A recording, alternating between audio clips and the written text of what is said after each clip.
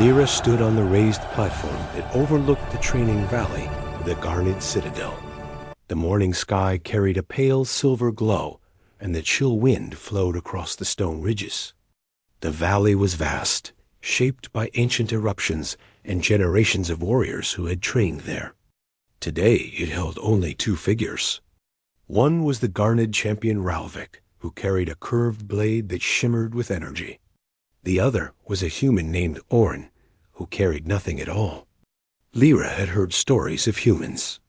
Some claimed they were too fragile to survive against enhanced species. Others swore that no being fought with more desperate creativity. She had never met one until now.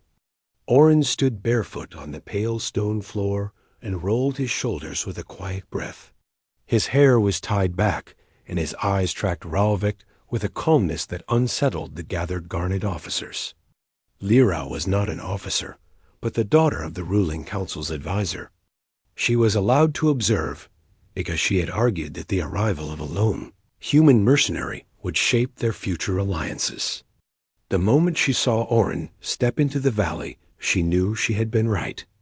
The Garnet commander had explained that this was not a formal match to the death, but a demonstration.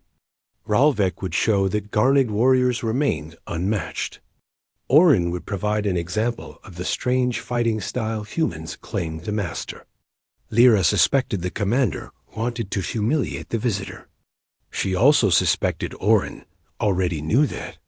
Ralvik charged forward. His blade cut through the air in an arc of silver light. Orin did not back away. He stepped in. His hand snapped out, hit Ralvik's wrist, and forced the strike wide. Lyra leaned forward with rising awe. The entire movement had taken less than a breath. Ralvik stumbled, then regained balance and swung again. This time Orin ducked, and his heel struck Ralvik behind the knee. The Garnet champion dropped with a grunt and rolled to avoid Orin's follow-up strike. The human did not even look strained. The Garnet officers muttered in disbelief. Lyra watched in silence. Her heart beat faster with each movement Orin made. His strikes were precise, flowing, and controlled. Nothing about him was wild or reckless. He looked like someone who had seen too many battles and refused to waste a single drop of strength.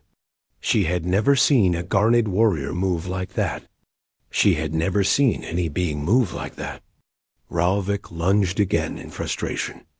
His blade buzzed inches from Orin's chest. Orin shifted his weight and caught the champion's arm. With a twist, he forced the blade down into the ground and pinned Ralvik briefly. Before the Garnet warrior could even process what had happened, Orin stepped away. He did not taunt or boast. He only breathed. The spectators stared. Ralvik rose with fury building in his eyes. He swung again and again. Every strike missed. Orin's responses were minimal but devastating. A block that redirected energy. A pivot that put Ralvik off balance. A strike to the ribs that shook even the armored warrior. When Ralvik tried to rally, Orin pivoted and delivered a palm strike to the chest that collapsed the champion onto his back. Silence fell over the valley. It was not only that Orin had won. It was how he had done it. He fought with no weapon, yet looked like a force forged in pressure and flame. Lyra felt an ache in her chest. She whispered the words before she even understood them. She whispered them anyway, so soft only the wind would hear. She whispered that she wanted him to be hers. Ralvik tried to rise again, but could not find the strength. Orin stepped back, gave a respectful nod, and waited for the commander's ruling. The commander's expression was a mix of shock and annoyance. He finally raised his hand to signal the end of the demonstration. Ralvik was carried away by two officers. Murmurs filled the air. Orin climbed the steps to the observation platform where Lyra stood. He moved without arrogance. When he reached the top, he gave a small nod to the commander, then turned his attention to the others. His eyes passed over Lyra for a moment. That moment left her breathless. The commander forced a tight smile. He thanked Orin for the display and claimed that it had served its purpose. Orin simply answered that he was glad no serious harm had occurred. His voice was calm and steady. Lyra found that she liked the way it sounded. As the officers dispersed, Lyra descended the steps with measured calm. She kept her composure, even though her thoughts were a storm. When she reached Orin, she stopped a short distance away. He was wiping dust from his palms and seemed unaware of the effect he had caused. She introduced herself with a polite tone. Orin nodded in greeting. He said it was a pleasure to meet someone who had watched the match without expecting spectacle. She asked what he meant. Orin explained that many came to watch hoping to see a human fail. He said she had watched with a different kind of attention. Lyra felt warmth in her face. She admitted she had never seen such skill in any fighter. He thanked her, but added that he was only one human among many who trained hard to survive. He then said humans had a long history of fighting without weapons, because not all battles granted the comfort of carrying one. Lyra found that idea compelling. She wanted to ask more, but the commander returned to escort Orin to the guest quarters. That night, Lyra could not sleep. Her thoughts spun around the image of Orin standing alone on the stone floor. She replayed each strike in her mind. She wondered how someone could master their body so completely. She wondered about the life he had lived before arriving at the guarded citadel. She wondered how she could speak to him again without sounding foolish. The next morning she went to the central hall where visiting envoys ate their meals. She found Orin seated near a window overlooking the lower gardens. He was eating quietly and reading something on a small device. She walked over and greeted him. He looked up and smiled with a polite warmth that made her pulse quicken. He invited her to sit. Lyra asked what he was reading. Orin said it was a message from his home world. She asked if he missed Earth. He nodded. He said he missed its skies and forests, but he believed that learning from other worlds was important. She admired that perspective.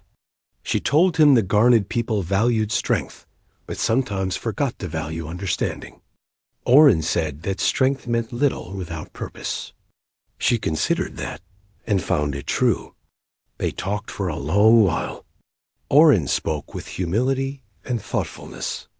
Lyra found him both fascinating and grounding. She asked if he trained alone. He said he usually did, but welcomed company. She asked if he would train again later that day. He nodded and offered to show her some forms that humans practiced. She agreed without hesitation. The training valley was quiet when they arrived. Orin stood barefoot again and demonstrated slow movements that traced arcs in the air. Lyra watched with curiosity. He then guided her through the first basic pattern. He corrected her stance gently and explained the purpose of each motion. She felt her confidence grow as she followed his instructions. She noticed how patient he was. She also noticed that he carried a calm strength that did not need to be spoken. As the day ended, Orin asked if she would join him again tomorrow. She agreed. She knew she would not miss it for anything. Over the next several days, Orin taught her more patterns. She learned how humans used balance, leverage, and motion to overpower stronger opponents. She learned how to breathe during a strike and how to stay focused even when threatened. She found the training exhausting but exhilarating. Lyra's admiration deepened with each lesson. Orin was never harsh. He corrected her mistakes with quiet explanations. He offered praise only when earned. She respected that greatly. She also realized that she enjoyed being near him more than she expected. She looked forward to each meeting.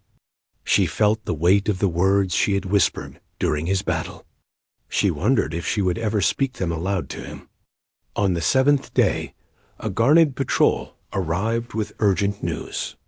A hostile faction of raiders had breached the outer ridges. They demanded supplies and threatened violence. The commander ordered defensive positions, but the raiders were many. Lyra watched from the platform as panic spread. Orin stepped forward and offered to help. He warned that he could not fight entire groups alone, but he could disable key targets and buy time for reinforcements.